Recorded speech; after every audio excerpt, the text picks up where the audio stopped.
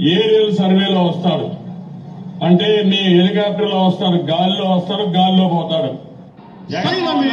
గాలిలో వస్తాడు, గాలిలో కలిసిపోతాడు. మీరు ఇదే గుర్తుపెట్టుకోండి. మీరు యుద్ధం చెప్పండి రా. ఎంతో మంది వైసీపీ గుండా ఎమ్మెల్యే కొడుకులు వస్తారు. చాలా విసిస్తున్నారు. కోడకల్లరా రండి, అందరూ బయటికి కోడకల్లరా. అటు తిప్పి ఇటు తిప్పి తిరిగిపోయేలా, తమడ మోసిపోయేలా చెప్పు చెప్పు పెట్టి కొడతాం. కోడకల్లరా ఒక్కొక్కరికి తమాషాగా ఉందా? కొడకల్లరా తప్పు తీసుకొని పళ్ళు రాలగొడతాను. కొడకల్లారా ఒక్కొక్కడికి చెప్తున్నాను. కింద కూర్చోబెట్టి నార తీస్తా ఒక్కొక్కడి. ఆడ కాదు మగ కాదు, ఒక్కొక్కరిని కూర్చోబెట్టి నారకి నార ఒలిచి చూపిస్తాం. అంటే ఈ రకంగా బరి తెగించి మొన్న తిట్టచ్చు, ఏమైనా అనొచ్చు. ఏమయ్యారా వీడియోలు పెట్టండి రా, రేపటి నుంచి ఈ పెట్టండి, ఈ వీడియోలు వేసి చర్చా కార్యక్రమాలు పెట్టండి రా. ఎలా పెట్టరా? నిన్నటి దాకా జగన్మోహన్ రెడ్డి పేరు మీద బియ్యం పట్టుకెళ్ళారు మీ ఇంటికి. నిన్న ఒక్కరోజు పేరు నాని పేరు మీద బియ్యం పట్టుకెళ్ళారు కదా, వీళ్ళ పేరు మీద కూడా పెట్టి బియ్యం పట్టుకెళ్ళండిరా మీరు. వాళ్ళ బియ్యం రుచిగా ఉండవా? బియ్యం రుచిగా ఉండవా?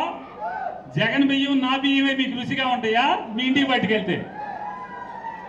సిగ్గట్లేదంటారా దేవుళ్ళు మీకు? రే మీకేరా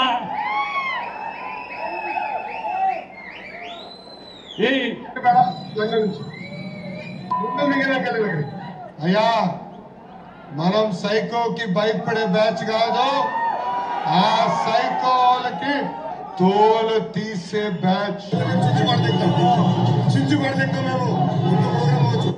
వచ్చేది మేమే. గడ్రాయర్ తో గుడివాడలో ఊరేగింపు చేపించే బాధ్యత ఈ లోకేష్ తీసుకుంటారు. ఒక్క నిమిషం ఆగా. అతనేమంటాడు? సైకోలు అంట. మనం ఎర్ర బుక్కు రాసి ఈ రకంగా దుర్మార్గాలు చేస్తున్నాడు సైకోనా? జనానికి గొప్పగా పరిపాలించినాడు జగన్మోహన్ రెడ్డి సైకోనా? ఎవడు సైకో?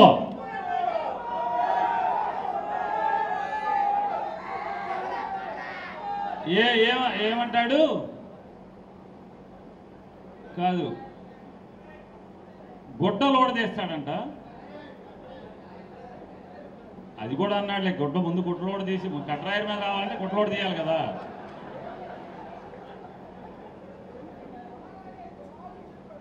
ఇంకోటి లేదు, ఇంకోటి కూడా అన్నాడు, మేము గెలిచిన తర్వాత గన్నవరం వంశీని ఉచ్చపోయిస్తాను అని చెప్పాడు.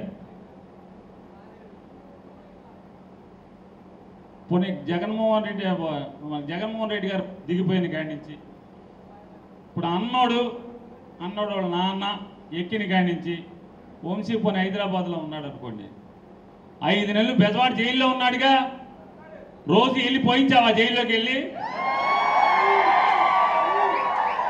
5 నెలలు రోజుకి వెళ్ళి జైల్లోకి వెళ్ళి పోయించావా అని అడుగుతున్నా. ఎందుకు పోయించలా? మాట మీద నిలబడవా?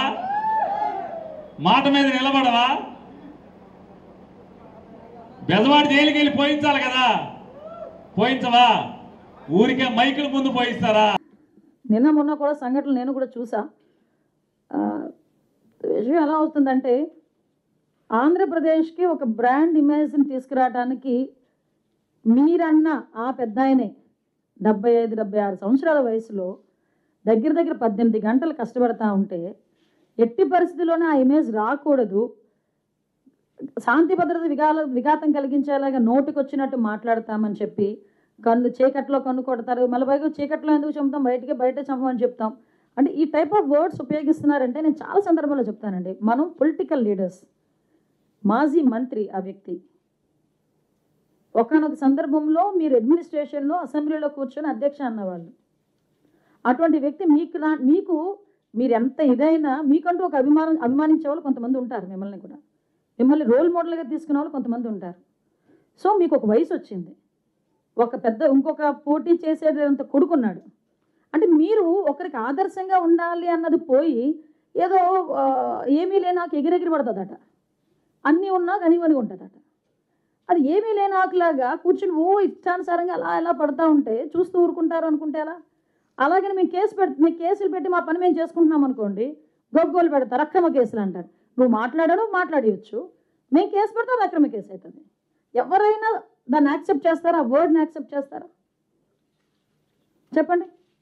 నిన్న కూర్చొని మాట్లాడి చంద్రబాబు నాయుడు గారి గురించి ఎన్ని రోజులు బతుకుతాడు? నాకు అర్థం కాంది, 4-5 ట్యాబ్లెట్లు వేసుకొని ఉదయం లేస్తే 4-5 ట్యాబ్లెట్లు మింగి 10 సంతకాలు పెడితే 11వ సంతకాన్ని చేతులు ఉనికిపోయే వాళ్ళు కూడా చంద్రబాబు నాయుడు గారి వయసు గురించి మాట్లాడుతున్నారు ఈరోజు. చంద్రబాబు నాయుడు గారు వ్యక్తిత్వం గురించి మాట్లాడుతున్నారు. చంద్రబాబు నాయుడు గారు లాగా నుంచొని ఒకే సబ్జెక్టుతో పాటు అవతల వాళ్ళకి మోటివేట్ చేసే విధంగా 2 hours నుంచి మాట్లాడమనండి ఎవరినైనా.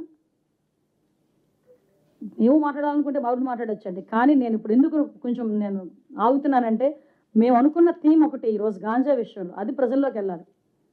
కాబట్టి ఇలాంటి విషయాలు ఏదైనా ఉంటే మాట్లాడడానికి నేను సిద్ధంగా ఉన్నా. నాకు కూడా చాలా ఉక్రోషంగానే ఉంది, మనసుకి బాధ అనిపిస్తుంది. ఉక్రోషం కూడా కాదు, మనసుకి బాధ అనిపిస్తుంది. ఒక వ్యక్తి గురించి మాట్లాడేటప్పుడు, 15 సంవత్సరాలు ముఖ్యమంత్రిగా చేసిన వ్యక్తి గురించి మాట్లాడేటప్పుడు అతని వయసు గురించి మరి ఎవడి తలరా రాస్తే ఎక్కడ? నేను అంటే 60 సంవత్సరాల వయసులో రాజశేఖర రెడ్డి గారు చనిపోతారని ఎవరైనా అనుకున్నారా? అలా చనిపోతారని ఎవరైనా అనుకున్నారా? నువ్వెవడు చెప్పడానికి పలానా టైం పలానా వ్యక్తి చనిపోతాడు, పలానా టైం పలానా వ్యక్తి బతుకుతాడని? నువ్వెవరు దేవుడువా? ఏం మాట్లాడుతున్నారు? పాలిటిక్స్లో ఉండి మా మాటలు మాకు చేతగాక అనుకుంటున్నారా? లేకపోతే మేము మాట్లాడలేక అనుకుంటున్నారా? మాకంటూ ఒక రెస్పాన్సిబిలిటీ ఉంది. మా మీదంటూ ప్రజలు ఒక నమ్మకాన్ని పెట్టుకున్నారు. మేము చేస్తామని ఆశగా ఎదురు చూస్తున్నారు. ఈ రాష్ట్రాన్ని బాగు చేస్తామని ఆశగా ఎదురు చూస్తున్నారు. వాళ్ళ బిడ్డలకు ఉద్యోగాలు వస్తాయని ఆశగా ఎదురు చూస్తున్నారు. వాళ్ళ జీవితాలు బాగుపడతాయని ఆశగా ఎదురు చూస్తున్నారు. ఈరోజు నీలాంటి మాటలకి మేము ఆలోచన చేసుకొని మేము తిరిగి ప్రతీకారాలు చేసుకుంటా పోతే ఇంక మిమ్మల్ని ఎలా చూశారు, మమ్మల్ని కూడా అలాగే చూస్తారా ప్రజలు?